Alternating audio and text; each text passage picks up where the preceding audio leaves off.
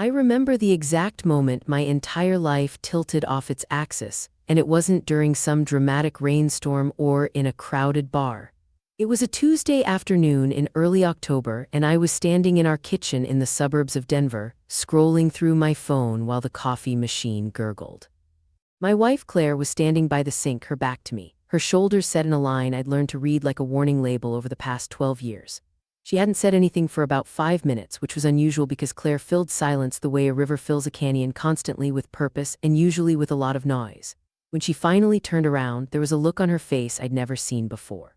It wasn't anger, which I was used to.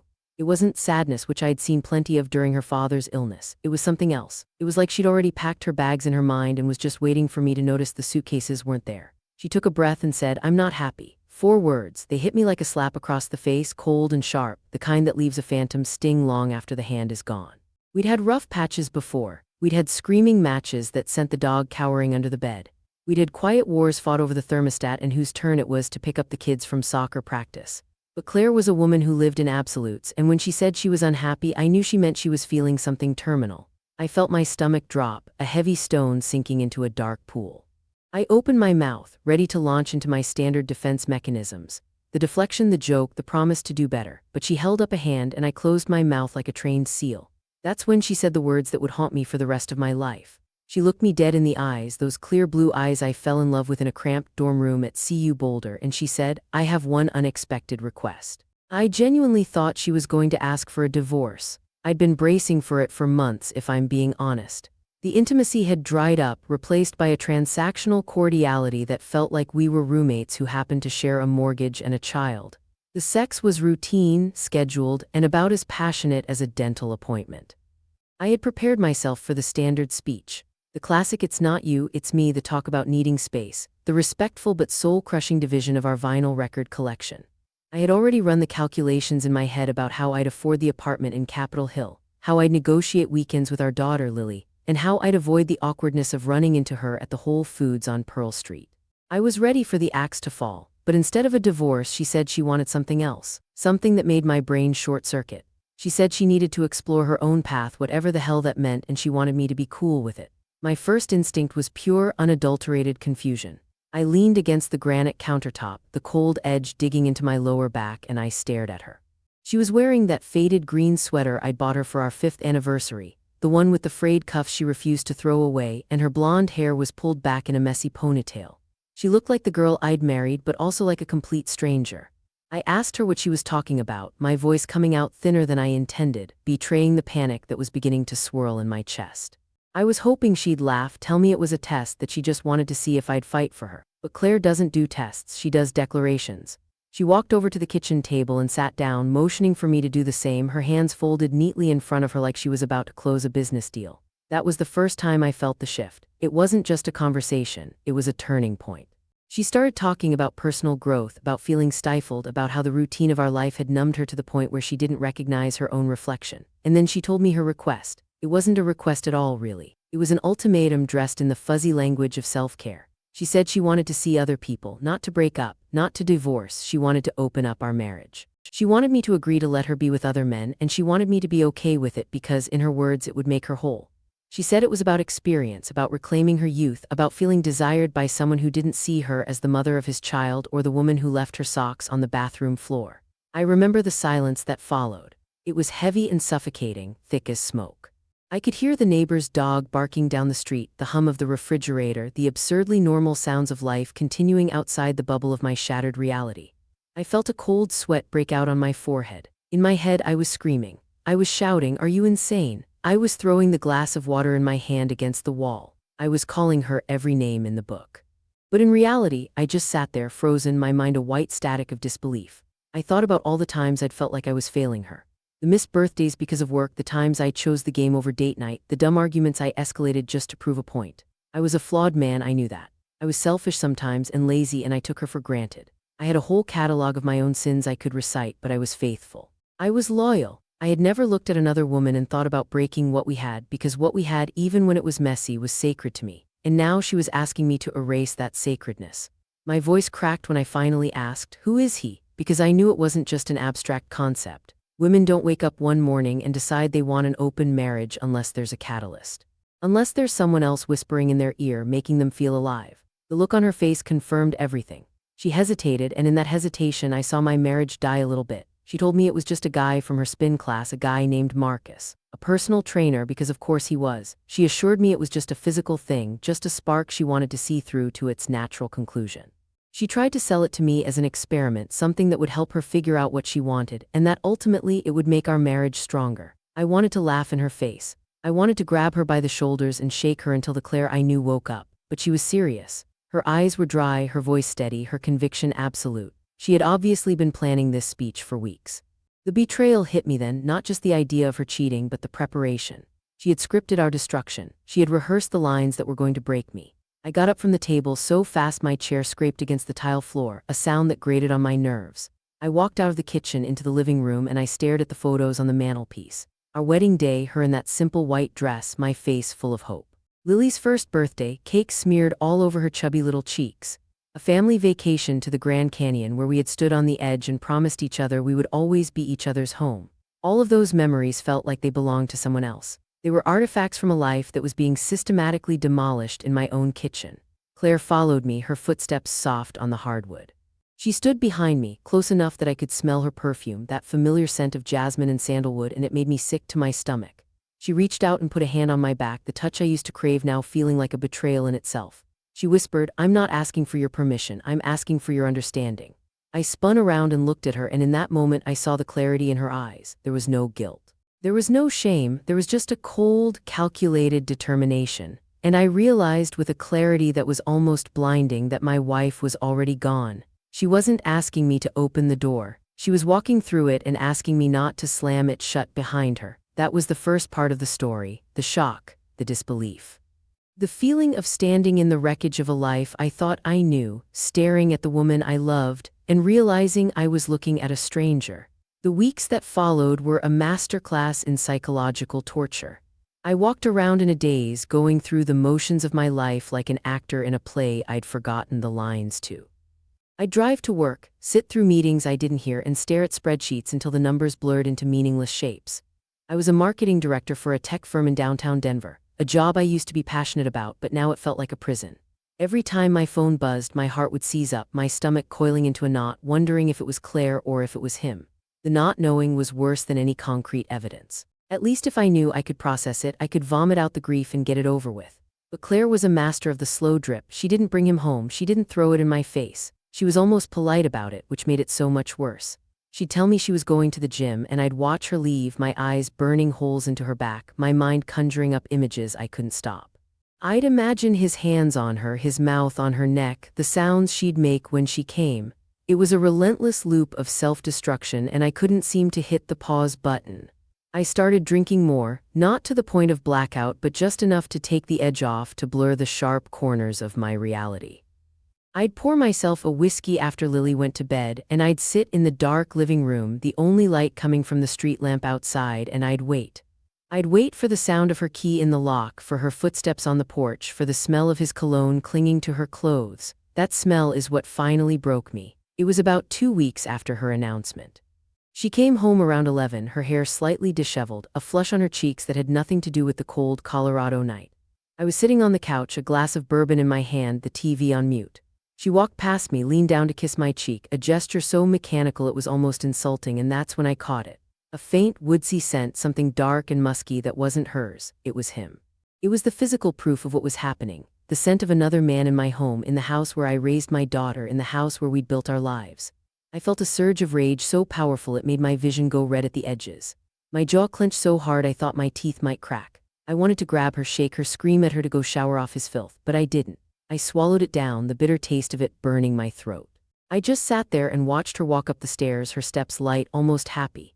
And in that moment I felt something inside me crack. It wasn't just the anger, it was the humiliation. It was the realization that I was no longer a husband. I was a cuckold, a pathetic man who sat in his own home and allowed his wife to be with another man because he was too afraid to lose her. That's when the obsession started. I became a detective in my own marriage. I'd check her phone when she was in the shower, scrolling through her messages with a racing heart, my hands trembling. I'd memorize the names of her contacts, cross-referencing them with the men I knew from the gym. I found Marcus easily enough. He was a walking cliché, tall, tan, with a jawline that could cut glass and a smile that probably made women drop their panties in the parking lot. He was exactly the kind of guy you'd expect a 42-year-old woman to lose her mind over when she's going through a midlife crisis. I saw his Instagram, full of shirtless mirror selfies and posts about hustle and grind, and I felt a wave of nausea. This was the man my wife had chosen to betray me for. This wasn't a brilliant intellectual or a soulful artist. This was a human protein shake with a six-pack. It made it all feel so cheap, so cliché, like she was living out a plot from a bad Netflix drama. The hardest part was Lily. Our daughter was 10 years old, a bright, curious kid with her mother's eyes and my stubbornness. She was perceptive, too perceptive. She could sense the tension in the air like a change in barometric pressure. I'd pick her up from school and she'd ask, "Why is mommy always so tired?" Or, "Why don't you and mommy laugh anymore?" I'd have to lie to plaster on a fake smile and tell her everything was fine, that mommy was just stressed with work. I'd hold her hand and feel the weight of my own deception, the knowledge that I was protecting her from a truth that would shatter her innocence. I started taking her for ice cream more often, just to get out of the house, just to have a moment of pure, unfiltered joy without the shadow of Claire's affair hovering over us. I'd watch Lily lick her strawberry cone, her nose scrunching up, and I'd think about how I was going to explain all of this to her when it eventually exploded. Because it was going to explode. I knew that with a certainty that felt like a bone-deep ache. Everything came to a head on a Saturday night in late November. Claire had told me she was going out with her girlfriends, a cover story she must have thought was clever. I knew where she was going. I had tracked her location on the app we shared for safety reasons, a feature I had installed when she started running at dawn, now twisted into a tool of my own surveillance. She was at a bar in Lodhu, a trendy place called the Copper Kettle that was famous for its craft cocktails and its dim, intimate lighting. I had spent hours in my car in the parking lot of a CVS down the street, a cheap bottle of vodka in the passenger seat, watching the entrance like a hawk. I told myself I was just going to see. I was just going to confirm my suspicions. I wanted to know if it was real, if it was worth the hell I was going through. But the truth was, I wanted to catch them. I wanted to see his hands on her. I wanted to see the look on her face. I needed the visual to confirm the story my mind was already writing for me. When they finally walked out arm in arm laughing, the world stopped. It didn't just slow down, it stopped. I could hear my own heartbeat, a heavy, thrumming drumbeat in my ears. She was wearing a dress I'd never seen before, a tight black number that hugged her curves in a way that was both alluring and alien. She was smiling, a wide, carefree smile I hadn't seen on her face in years. Marcus leaned down and whispered something in her ear, and she threw her head back and laughed, a sound that was so familiar and yet so foreign. It was the laugh I used to be the recipient of. It was the laugh I'd cherished. And now it was his. I watched them get into a sleek black SUV, a car I'd never seen before, and I watched him drive away with my wife in the passenger seat. I sat there in my car, the engine idling, the heater blasting, and I cried. Not just tears, ugly, gut-wrenching sobs that shook my entire frame. I cried for my marriage, for my daughter, for the man I used to be. I cried because I felt so utterly, devastatingly powerless. I didn't go home that night. I couldn't face the empty house. I drove around aimlessly for hours up into the hills, the city lights sprawling out below me like a carpet of broken stars. I thought about leaving. I thought about packing a bag and just driving until I ran out of gas. I thought about calling a lawyer and filing for divorce first thing Monday morning. I thought about calling her and screaming into the phone. But I did none of those things. Instead, I turned my phone off and drove to a 24-hour diner on Colfax. I sat in a red vinyl booth and ordered a plate of pancakes I had no intention of eating. I watched the drunk college kids stumble in, the late-night truckers, the lonely souls looking for a place to belong. And I realized I was one of them. I was a ghost in my own life, haunting the edges of a reality I no longer recognized. When I finally got home at around 4 a.m, the house was dark. I climbed the stairs, my legs heavy, my head pounding from the vodka and the tears. I opened the bedroom door and there she was, asleep in our bed. She was on her side, facing away from me, her breathing slow and even. She looked peaceful. She looked content, and that made me angrier than anything else. How could she be content? How could she sleep so soundly when I was falling apart? I stood in the doorway for a long time, just watching her, the moonlight streaming through the window, illuminating the curve of her shoulder. I felt a surge of hatred so pure it scared me. But underneath the hatred there was still love. There was still a desperate, pathetic love that was begging her to wake up, to see me, to save me. She didn't stir. She didn't even roll over. I stripped down to my boxers and got into the bed on my side, the space between us feeling like a chasm I could never cross again. I lay on my back, staring at the ceiling, and I made a decision. I was done being a passive victim. I wasn't going to just sit back and let her destroy us. I was going to fight, but I had no idea how to fight a war when the enemy was my own wife and the battlefield was the home we had built together. The next morning, I woke up to the smell of coffee and the sound of Lily's cartoons playing in the living room. It was almost unnervingly normal. Claire was in the kitchen, making breakfast, wearing a robe and humming a tune. I came down the stairs and she looked at me with a smile, a genuine smile like nothing had happened. She asked me if I wanted eggs. I just stood there dumbfounded, watching her move around the kitchen with the ease of a woman who didn't have a care in the world. I felt a hot flash of rage and sadness, and I opened my mouth to confront her. I was going to tell her I saw her. I was going to tell her I knew where she had been and who she was with. But then Lily ran in, her hair a mess, her pajama shirt on backwards, and she wrapped her arms around my waist. She asked if we could go to the park later, and I swallowed everything. I swallowed the rage, the betrayal, the accusations. I hugged my daughter and told her of course we could. And I sat down at the kitchen table and ate the eggs my wife made me because I didn't know how to destroy the world my daughter still believed in. That was the moment I understood the true horror of the situation. It wasn't just about me and Claire anymore. It was about Lily. It was about the fragile reality I had to protect, even as my own was crumbling around me. And that realization pushed me into a darker, more dangerous place. I wasn't just a man whose wife was cheating on him. I was a man who was complicit in his own destruction, all for the sake of a smile from his daughter. I had to find a way out. I had to find a way to reclaim my life. And I knew with a sinking dread that it was going to get a whole lot worse before it ever got better. The shift happened slowly, like the turning of a tide you don't notice until the water is already lapping at your ankles. I stopped being the victim and started becoming something else entirely. Something colder, something more calculating. The pain was still there, a constant, dull ache behind my ribs, but I had learned to compartmentalize it, to lock it away in a box and shove it to the back of my mind. In its place grew a quiet, simmering resolve. I was going to survive this, and more than that, I was going to come out of it with my dignity intact, even if it meant burning everything down to the ground. I started keeping a journal, not of my feelings, but of facts, dates, times, locations. I became meticulous, almost obsessive, documenting Claire's movements the way a biologist documents the migration patterns of a dying species. I knew it was unhealthy. I knew it was borderline insane. But it gave me a sense of control in a situation where I had none. I started going to the gym myself, not to compete with Marcus, but to clear my head. There's something primal about lifting weights, about the burn in your muscles, the rush of endorphins that temporarily drowns out the noise.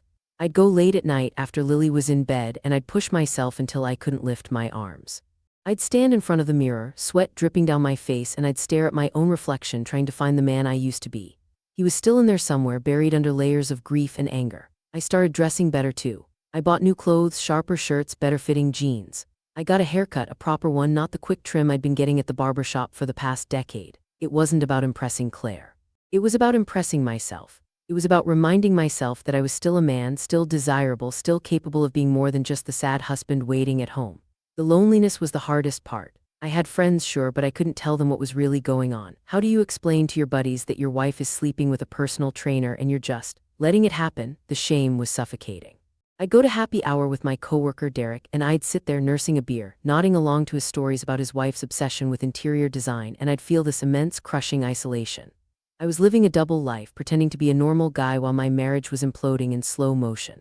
Derek would ask me how things were at home, and I'd lie through my teeth, saying everything was great, just the usual ups and downs. He'd clap me on the back and tell me I was lucky to have a woman like Claire, and I'd smile and agree, all while the acid in my stomach burned a hole through my insides.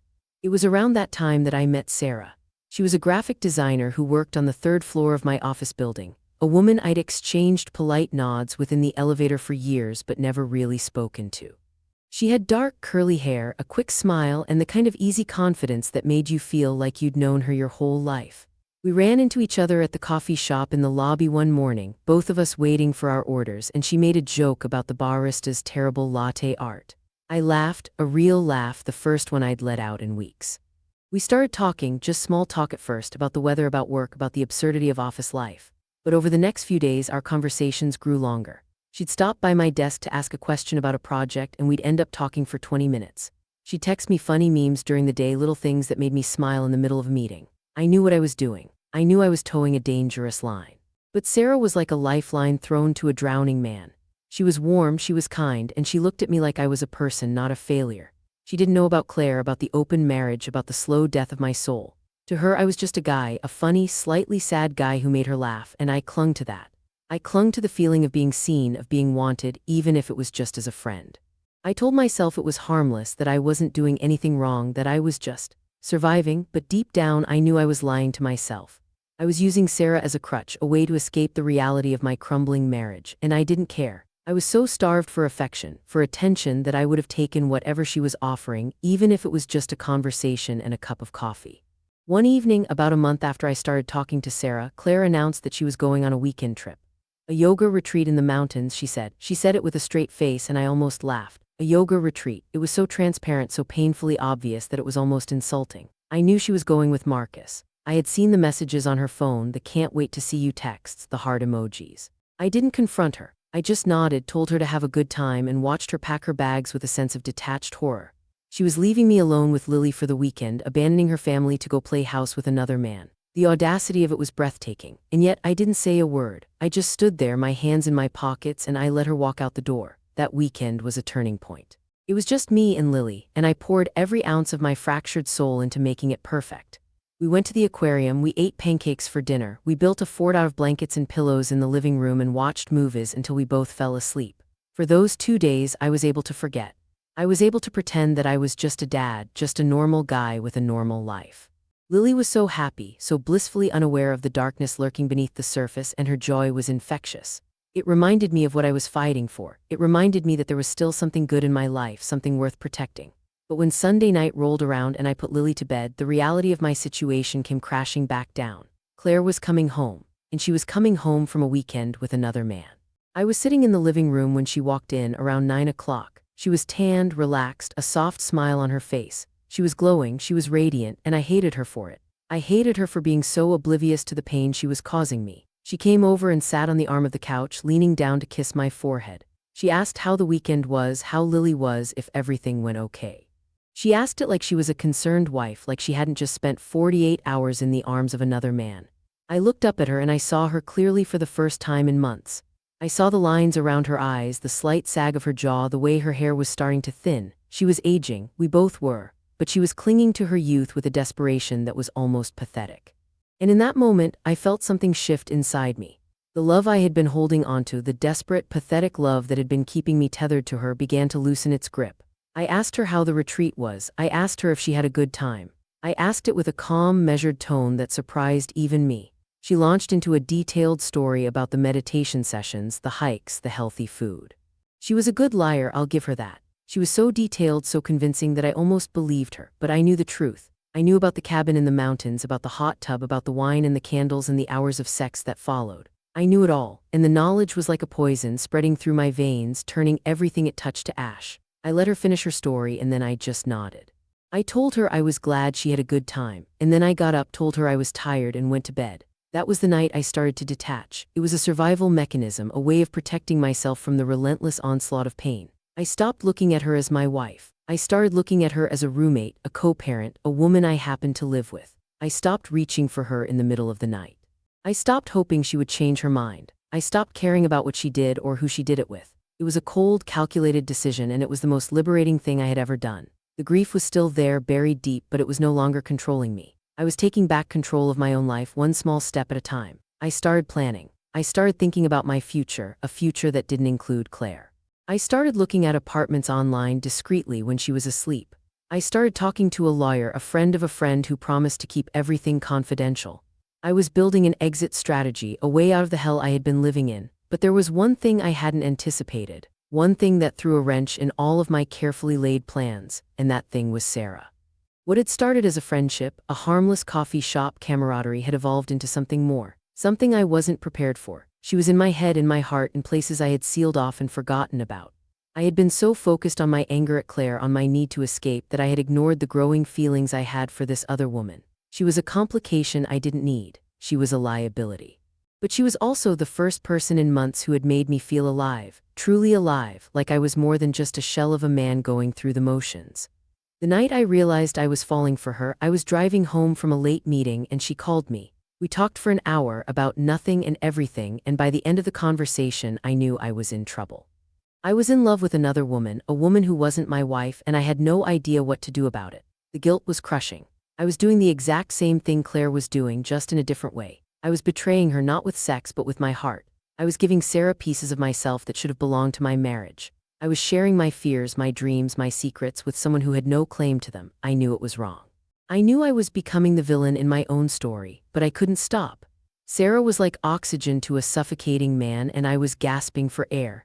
I remember sitting in my car in the driveway after that phone call, staring at the house, at the warm lights glowing in the windows, and I knew that everything was about to change. I couldn't go on like this. I couldn't live a double life, pretending to be a husband while falling in love with someone else. Something had to give, and I knew with a certainty that felt like a death sentence that it was going to be me who made the first move. I walked into the house and Claire was in the kitchen scrolling through her phone. She looked up at me and for a split second I saw a flicker of something in her eyes. Regret, doubt, I couldn't tell. It was there and gone so fast I almost missed it. She asked me how my day was and I gave her the same generic answer I always gave. But I was thinking about Sarah. I was thinking about her laugh, her smile, the way she made me feel like I was still a man worth loving. And I realized with a clarity that was both terrifying and exhilarating that I was no longer willing to settle for the scraps of affection Claire was throwing my way. I deserved more.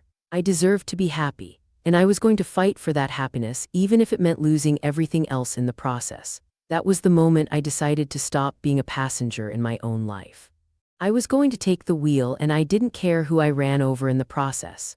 The breaking point came on a Thursday night in early December when the first real snow of the season started falling over Denver. I was standing in the kitchen, watching the flakes drift past the window when I heard Claire's car pull into the driveway. I knew she was with him. I had been tracking her location for months now, a habit I had developed that I was too ashamed to admit to anyone, even myself.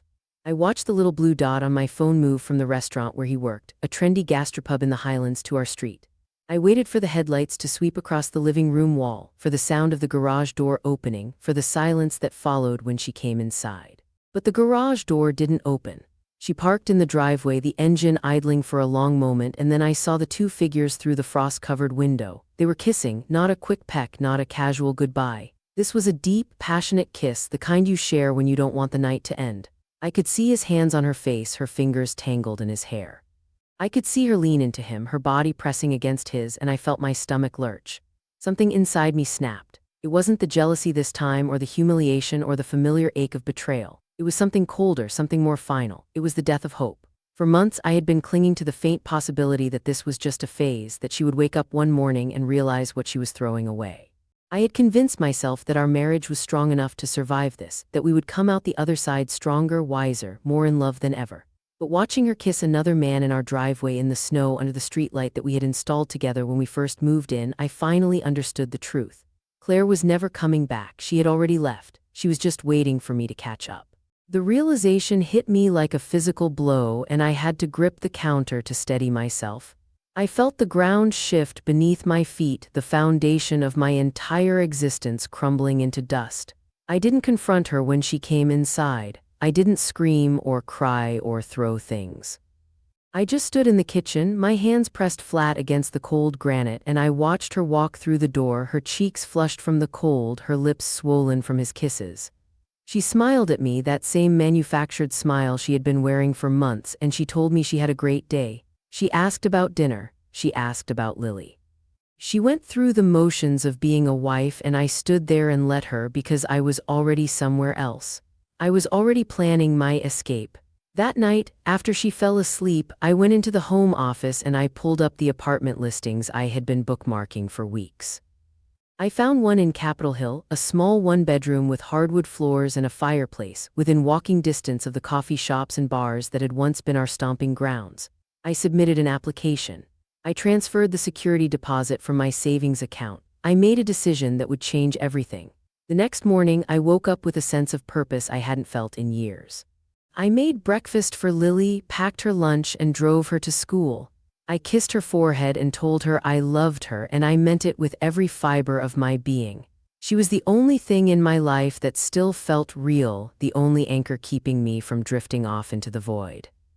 When I dropped her off at the school gates, I watched her run inside with her friends, her backpack bouncing, her laughter echoing across the playground, and I felt a tear roll down my cheek. I was about to change her life, to shatter the illusion of the happy family she had always known. I knew she would be confused, angry, hurt. I knew she might hate me for it.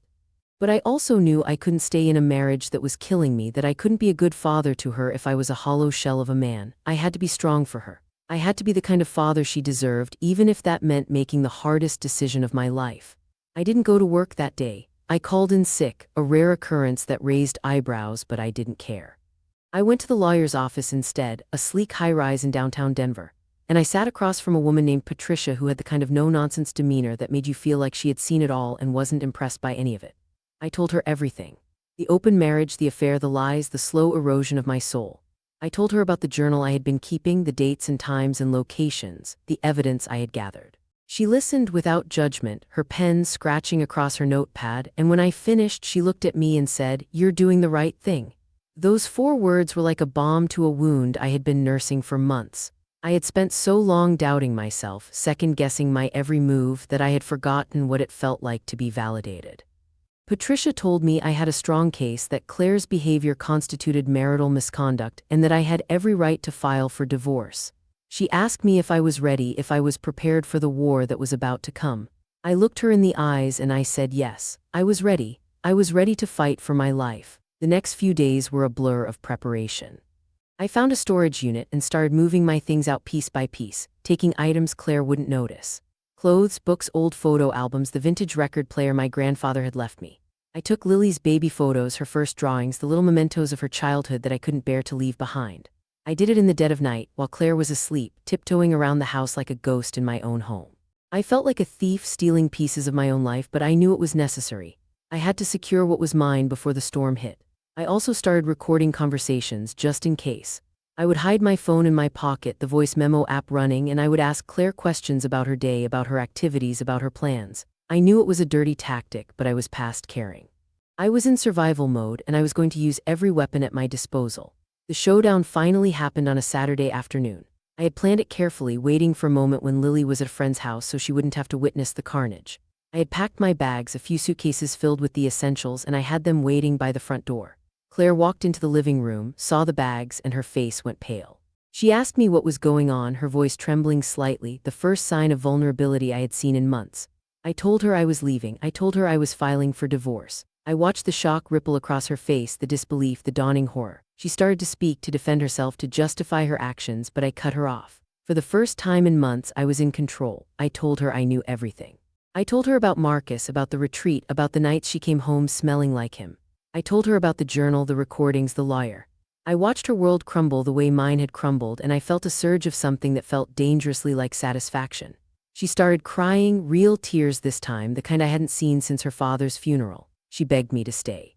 She told me she would end it, that she would cut off all contact with Marcus, that she would do whatever it took to save our marriage. She promised to go to counseling, to change, to be the wife I deserved. She said all the things I had been waiting to hear for months, all the words I had craved, and I felt nothing. I felt absolutely nothing. The love was gone, replaced by a cold, hard indifference. I looked at her, this woman I had loved for over a decade, and I saw a stranger. I saw a woman who had betrayed me, humiliated me, broken me. I saw a woman who had taken my love for granted and treated it like it was worthless. I didn't hate her. Hate would have required too much energy. I just didn't care anymore, and that was the most devastating thing of all. I told her it was too late. I told her the damage was done. And I walked out the door, leaving her sobbing on the living room floor. I drove to the new apartment, the one in Capitol Hill, and I stood in the empty living room surrounded by boxes, and I felt a sense of peace I hadn't felt in years. It was a small place, quiet and simple, but it was mine. It was the first time in my adult life that I was completely, utterly alone, and I was okay with that. I sat down on the floor, my back against the bare wall, and I let out a breath I didn't realize I had been holding. The battle wasn't over. The divorce would be messy, ugly, expensive. There would be custody battles and legal fees and endless, exhausting negotiations. I still had to explain everything to Lily, to break her heart and watch her cry. I still had to navigate the wreckage of a marriage that had defined my entire adult life. But for that moment, just for a few minutes, I was free. I was free from the lies, the betrayal, the constant gnawing anxiety that had consumed me for months.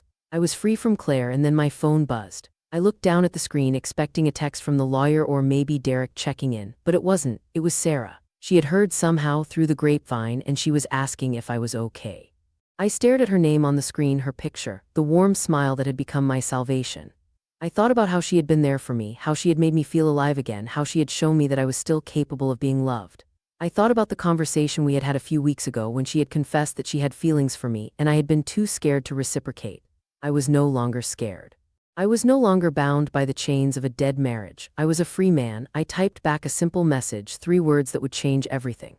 "I'm okay now." She replied almost instantly, asking if she could come over, if she could see me. I hesitated for just a moment, thinking about the chaos I was about to unleash, the complications I was inviting into my newly separated life. But then I realized that I had spent months being careful, being cautious, being a coward. I was done being a coward. I told her to come. I was ready for whatever came next. The story wasn't over. In some ways, it was just beginning. Sarah arrived at my apartment about an hour later, her dark, curly hair dusted with snow, her cheeks flushed from the cold. She was carrying a bottle of red wine and a bag of takeout from the Thai place we used to joke about near our office. She stood in the doorway looking at me with those warm, knowing eyes, and I felt the weight of the past few months lift off my shoulders. She didn't say anything at first. She just walked in, set the bags down on the kitchen counter, and wrapped her arms around me. It was the first real hug I had received in what felt like forever, the kind of hug that wasn't perfunctory or obligatory but full of genuine care and concern. I buried my face in her hair and I let myself breathe. I let myself feel. For the first time in months, I wasn't pretending to be strong. I wasn't putting on a brave face for the sake of my daughter or my pride. I was just a man, holding a woman who made him feel safe, and I let the tears come.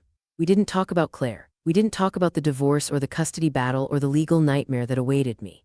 We just sat on the floor of my empty apartment, eating pad thai out of cardboard containers and drinking wine from plastic cups I had bought at the corner store. We talked about stupid things, meaningless things.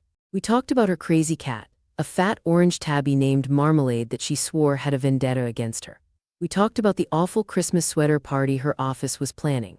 We talked about the time I accidentally walked into the wrong meeting and spent 20 minutes nodding along to a presentation about quarterly earnings projections before realizing I wasn't supposed to be there. She made me laugh, a deep, genuine laugh that came from somewhere I thought had died. And in that moment, I realized how starved I had been for this. Not just for companionship, but for joy, for lightness, for the simple pleasure of being with someone who made you feel like you were enough. When the wine was gone and the food was finished, she leaned her head on my shoulder and we sat in comfortable silence, watching the snow fall outside the window. The city lights reflected off the white blanket covering the streets, casting a soft amber glow across the room. I felt her hand find mine, her fingers interlacing with my own, and my heart started to race. I knew what was happening. I knew where this was heading, and for the first time in my life, I didn't overthink it. I didn't analyze the consequences or calculate the risks. I just let myself be present in the moment. I turned to her, my hand cupping her cheek, and I looked into her eyes. There was no hesitation, no doubt, no fear. There was only desire and the overwhelming need to feel something other than pain. I kissed her. It was soft at first, tentative, like we were both testing the waters. But it quickly deepened, became more urgent, more desperate. It was a kiss that said everything we hadn't been able to say with words. It was a kiss that promised healing and hope and a future that didn't involve Claire. We made love that night, and it was like coming up for air after drowning for months. It wasn't just sex. It was a catharsis, a release of every pent-up emotion I had been bottling up since the day Claire made her unexpected request. Sarah was gentle and patient, but she was also fierce, demanding, and she made me feel like I was the only man in the world. She made me feel desired, wanted, cherished, and I gave myself to her completely, without reservation, without guilt. I didn't think about Claire. I didn't think about the divorce, the lawyers, the mess I had left behind. For a few blissful hours, I was just a man in love with a woman who loved him back, and that was enough. When we finally collapsed into each other's arms, sweaty and breathless and utterly spent, I felt a peace settle over me that I hadn't felt in years. I whispered her name in the darkness, and she whispered mine back, and I knew with a certainty that felt almost prophetic that she was going to be a part of my life for a long time to come. But the real world was waiting, and it wasn't going to be kind. The next morning, I woke up to a string of texts from Claire. They started off civil, almost pleading, asking me to come back to give her another chance. She told me she had ended things with Marcus, that she had realized her mistake, that she would do anything to fix what she had broken. I read the messages with a detached sense of sadness, the same way you might read about a car accident involving someone you used to know. I felt pity for her, yes, but I also felt a profound sense of relief. Relief that I was no longer trapped in that cycle of pain and humiliation. Relief that I had finally had the courage to walk away. I didn't respond to her texts. I knew that any engagement, any hope I gave her would only prolong the agony. I had made my decision and I was sticking to it. I put my phone on silent and turned my attention to Sarah, who was still asleep beside me, her dark hair splayed across my pillow like a halo. The next few days were a whirlwind of legalities and logistics. I met with Patricia, my lawyer, and we began the process of filing for divorce. She warned me that Claire would likely contest it, that she might try to drag things out, that the custody battle for Lily could get ugly. I told her I was prepared for that. I told her I would do whatever it took to get joint custody of my daughter. Lily was the only thing in my life that mattered more than my own sanity. I couldn't imagine a future where I didn't see her every day, where I didn't get to tuck her into bed at night, where I didn't get to watch her grow up. Patricia assured me that, given Claire's behavior and the evidence I had gathered, I had a strong case for shared custody. But she also warned me that these things could take time and that the process would be emotionally draining. I was ready for that. I had been emotionally drained for months. What was a little more pain? Sarah was my rock during those dark days. She didn't push me, didn't pressure me, didn't demand anything from me. She was just there, a constant presence, a reminder that there was still good in the world. She would bring me coffee at the office, leave little notes on my desk, make me laugh when I felt like the walls were closing in. She was a balm to my wounded soul, and I clung to her like a lifeline, but I also knew I was asking a lot of her. I was asking her to be patient with a man who was still healing, still grieving, still trying to piece together the fragments of his broken life. I was asking her to wait for me to be ready, to be whole, to be the man she deserved, and she did it without complaint, without hesitation. She loved me with a kind of quiet, steadfast devotion that I had never experienced before. It was humbling and it was terrifying. I was terrified that I would mess it up, that my baggage would be too heavy, that I would drag her down with me. One night, about 2 weeks after I moved out, I got a call from Claire. I let it go to voicemail the way I had been doing with all her calls, but something made me listen to the message. It was different from the others. She wasn't pleading or crying. She was calm, measured, almost clinical.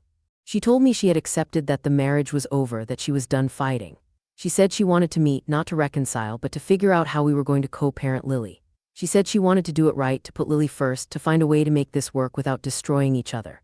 I listened to the message 3 times, searching for the catch, for the hidden agenda, but there was none. She sounded genuine.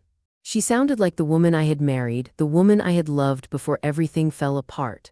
I didn't know if I could trust her, didn't know if this was just another manipulation tactic. But I also knew that for Lily's sake I had to try.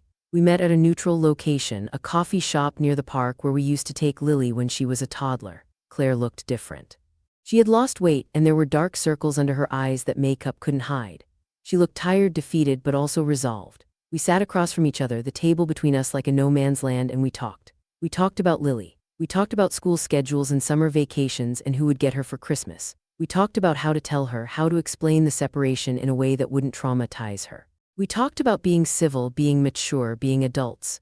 For an hour, we were able to put aside our anger and our pain and focus on the one thing that mattered. And when I walked out of that coffee shop, I felt a small glimmer of hope.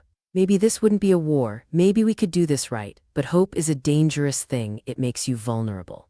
It makes you believe that people can change, that wounds can heal, that the past can be left behind. I should have known better. Because a week later I found out that Claire had been lying to me. She hadn't ended things with Marcus. She had just gotten better at hiding it. I found out through a mutual friend, someone who had seen them together at a restaurant downtown, looking cozy and intimate. The news hit me like a punch to the gut. Not because I still loved her, not because I was jealous, but because of the sheer audacity of her deception. She had sat across from me, looked me in the eyes, and told me she wanted to do right by our daughter. She had promised to be civil, to be honest. And all the while she was still sneaking around with him, still lying, still betraying me in the most basic, fundamental way. I was furious, but more than that, I was disappointed. I had given her the benefit of the doubt, and she had proven once again that she was incapable of being truthful. I called her that night, and I didn't hold back. I told her I knew about Marcus. I told her she was a liar, a manipulator, a woman who had no respect for anyone but herself. I told her she was a terrible wife and, worse, a terrible mother.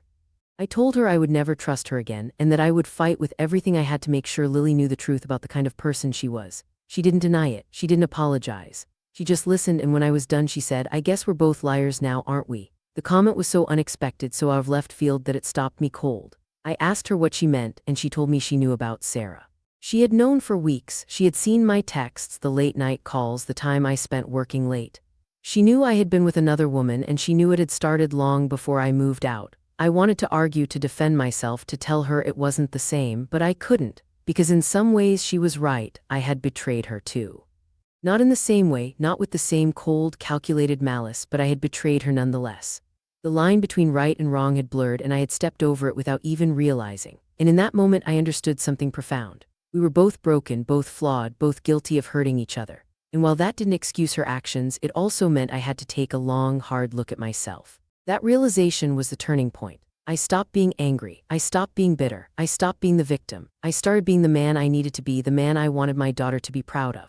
I didn't forgive Claire, not completely, but I let go of the hatred. I let go of the need for revenge. I focused on what mattered, Lily, my future, and the woman who had shown me what real love looked like. Sarah was waiting for me, patient and understanding, and I knew I didn't want to lose her. I couldn't lose her, so I made a choice. I chose to move forward, to leave the past where it belonged, and to build a new life from the ashes of the old. It wasn't easy. There were still hard days when the grief and the guilt threatened to swallow me whole. But I had Sarah, I had Lily, and I had hope. For the first time in years, I had hope. And that was enough to keep me going. That was enough to make me believe that maybe, just maybe, everything was going to be okay.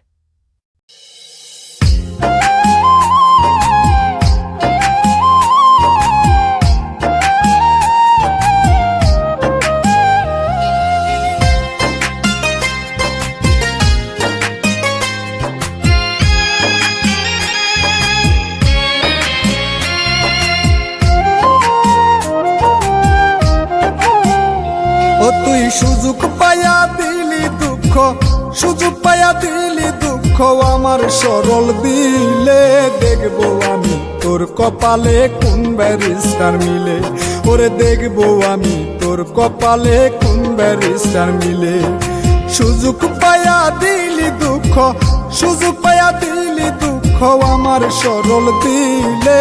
দেখবো আমি তোর কপালে কোন barrister মিলে, ওরে দেখবো আমি তোর কপালে কোন ব্যারিস্টার মিলে।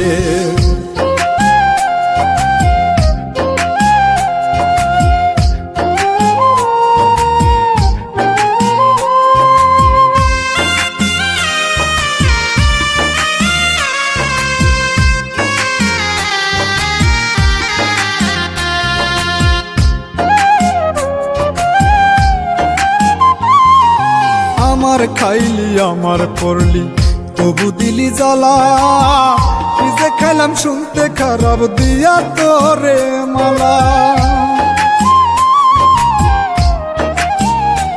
ও আমার খাইলি আমার পড়লি তবু দিলি জ্বালা, কি যে খাইলাম শুনতে খারাপ দিয়া তোরে মালা। সাদা দিলে লাগলো কাদা, সাদা দিলে লাগলো কাদা, কান্দিরে আড়ালে। দেখবো আমি তোর কপালে কোন ব্যারিস্টার মিলে, ওরে দেখবো আমি তোর কপালে কোন জমিদার মিলে।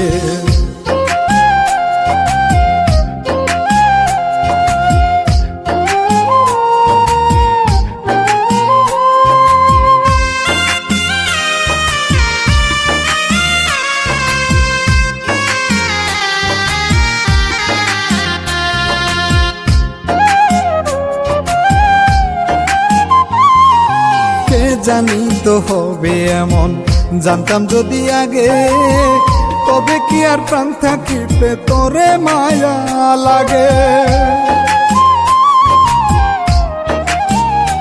ও কে জানি তো হবে এমন, জানতাম যদি আগে, তবে কি আর প্রাণ থাকিতে তোরে মায়া লাগে। কয় মল্লিকে বাঁচি এখন, কয় মল্লিকে বাঁচি এখন, আপদ বিদায় হলে। দেখবো আমি তোর কপালে কোন জমিদার মিলে, ওরে দেখবো আমি তোর কপালে কোন ব্যারিস্টার মিলে। ও তুই সুযোগ পায়া দিলি দুঃখ, সুযোগ পায়া দিলি দুঃখ আমার সরল দিলে। দেখবো আমি তোর কপালে কোন ব্যারিস্টার মিলে, ওরে দেখবো আমি তোর কপালে কোন ব্যারিস্টার মিলে। সুযোগ পায়া দিলি দুঃখ, সুযোগ পায়া দিলি দুঃখ আমার সরল দিলে। দেখবো আমি তোর কপালে কোন ব্যারিস্টার মিলে, ওরে দেখবো আমি তোর কপালে কোন ব্যারিস্টার মিলে।